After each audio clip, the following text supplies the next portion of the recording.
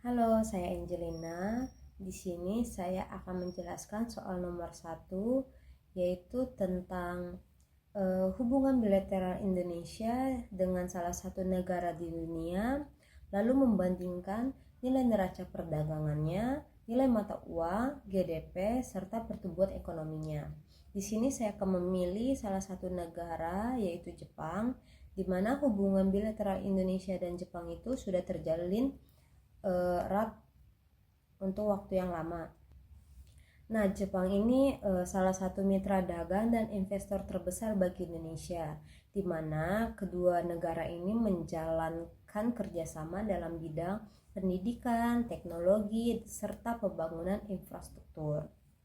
Lalu di sini ada neraca perdagangan, di mana Indonesia ke Jepang ini mengekspor beberapa barang-barang seperti batu bara, gas alam, cair, karet, dan produk perikanan ke Jepang. Sebaliknya, Jepang ke Indonesia pun mengekspor beberapa barang, tentunya yaitu mobil, suku cadang kendaraan, mesin industri, dan alat elektronik ke Indonesia. Lalu di sini ada neraca perdagangan pada tahun 2003, estimasinya yaitu ekspor Indonesia ke Jepang itu sekitar 24 miliar US dollar. Lalu impor dari Jepang ke Indonesia itu sekitar 18 miliar US dollar. Di mana itu surplus bagi Indonesia sekitar 6 miliar US dollar. Lalu di sini kita akan membandingkan nilai mata uang. Nilai mata uang di Indonesia itu rupiah, sedangkan di Jepang adalah yen. Dan kurs pada 2024 itu 1 yen itu sama dengan 110 sampai 120 rupiah, di mana fluktuasi kurs mata uang dipengaruhi oleh kebijakan moneter kedua negara serta kondisi ekonomi global. Lalu di sini ada GDP atau produk domestik bruto, di mana Indonesia sekitar tahun 2023 1, triliun US dollar dengan GDP per kapita sekitar 5.000 US dollar. Oke, saya akan melanjutkan dengan poin kedua, tujuan dari valuta asing atau bisa disebut dengan falas. Di sini tujuannya ada 5. Yang pertama itu perusahaan yang melakukan perdagangan internasional. Tujuannya membayar impor barang atau jasa dari luar negeri butuh falas. Terus penerimaan pembayaran ekspor lalu menukar hasilnya ke rupiah atau mata uang lokal. Terus lindung nilai terhadap fluktuasi kurs agar keuntungan tidak terganggu. Contohnya, perusahaan Indonesia impor bahan baku dari Jepang, mereka harus membeli yen Jepang agar bisa dibayar. Terus yang kedua, investor atau perusahaan keuangan. Tujuannya investasi di luar negeri. Misalnya membeli saham Apple di Amerika Serikat butuh itu dolar. Diverifikasi dengan portofolio ke mata uang asing. Spekulasi nilai tukar demi mencari keuntungan jangka pendek. Hedging risiko nilai tukar dari investasi luar negeri. Contohnya, investor Indonesia beli obligasi pemerintahan Amerika Serikat tukar rupiah ke dolar Amerika. Terus yang ketiga, wisatawan atau pelajar luar negeri. Tujuannya menukar mata uang untuk membutuhkan konsumsi pribadi di negara tujuan, seperti membeli makanan, belanja, bayar sewa, pembayaran biaya pendidikan di luar negeri. Contohnya, mahasiswa Indonesia kuliah di Amerika, tukar rupiah ke dolar Amerika. Terus yang keempat, bank dan lembaga keuangan. Tujuannya memfasilitasi klien yang membutuhkan falas melakukan trading antar bank seperti interbank forex market, menjaga cadangan devisa atau posisi mata uang asing.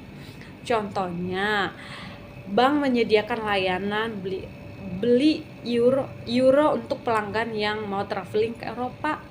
Terus yang kelima, pemerintahan atau bank sentral. Tujuannya stabilisasi nilai tukar mata uang nasional, seperti intervensi di pasar falas, pengelolaan cadangan devisa negara, membayar utang luar negeri untuk membiayai proyek internasional. Contohnya, Bank Indonesia intervensi pasar dengan menjual USD untuk menjaga nilai tukar rupiah. Selamat sore semua, saya ingin menjelaskan soal nomor 3 yang bagian A. Yang pertama adalah neraca perdagangan. Neraca perdagangan adalah selisih antara ekspor dan impor suatu negara dalam periode tertentu, biasanya 1 bulan atau 1 tahun. Neraca ini menunjukkan apakah satu negara memiliki surplus perdagangan atau defisit perdagangan. Penjelasan sederhananya adalah ekspor yaitu barang dan jasa yang dijual ke luar negeri, lalu impor itu adalah barang dan jasa yang dibeli dari luar negeri. Rumus neraca perdagangannya, neraca perdagangan sama dengan nilai ekspor dikurang nilai impor. Hasilnya bisa surplus jika ekspor lebih dari impor, artinya negara menjual lebih banyak daripada membeli.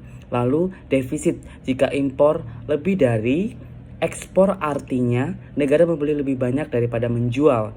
Lalu imbang, jika ekspor sama dengan impor maka seimbang. Contoh, jika Indonesia pengekspor barang senilai 100 miliar rupiah dengan mengimpor barang senilai 80 miliar rupiah, maka neraca perdagangannya surplus 20 miliar rupiah.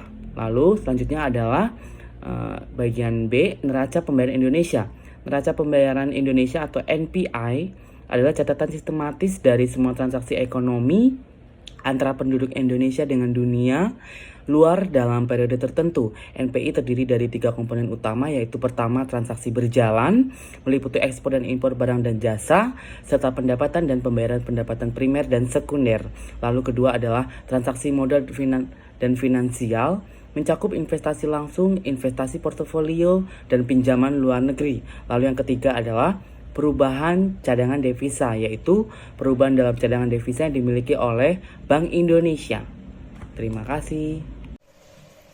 Hubungan antara neraca pembayaran, devisa negara, dan utang luar negeri. Neraca pembayaran dan devisa negara itu adalah mencatat. Jadi neraca ini mencatat pembayaran secara seluruh transaksi ekonomi suatu negara dengan negara lain, termasuk yang ada di dalamnya adalah ekspor maupun impor, serta aliran modal lainnya. Nah, neraca transaksi berjalan yang merupakan bagian dari neraca pembayaran sangat terpengaruh terhadap cadangan devisa negara itu sendiri.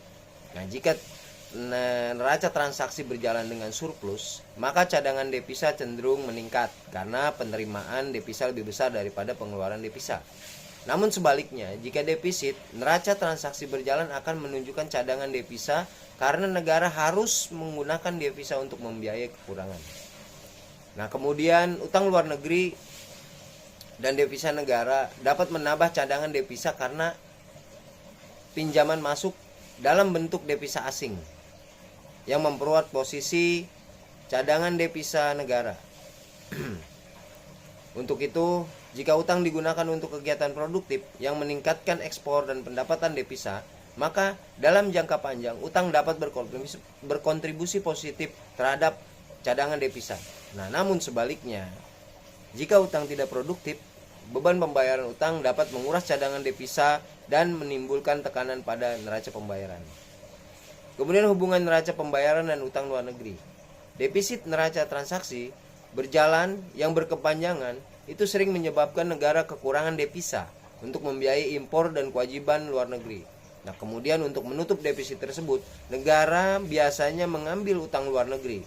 Dengan demikian, utang luar negeri menjadi salah satu sumber pembiayaan penting untuk menutupi defisit neraca pembayaran dan mendukung pembangunan ekonomi. Namun peningkatan utang luar negeri juga menambah beban pembayaran utang yang harus diperhitungkan dalam pengelolaan cadangan devisa dan stabilitas neraca pembayaran. Untuk itu kesimpulannya adalah neraca pembayaran dan surplus meningkatkan cadangan devisa, sedangkan defisit menurunkannya. Kemudian utang luar negeri menambah cadangan devisa pada awalnya. Kemudian defisit neraca pembayaran mendorong peningkatan serta pengelolaan utang luar negeri yang produktif dapat membantu meningkatkan devisa dan memperbaiki neraca pembayaran. Artinya, hubungan ini menunjukkan keterkaitan yang kompleks antara neraca pembayaran, devisa negara dan utang luar negeri dan dalam menjaga stabilitas ekonomi dan keuangan satu negara.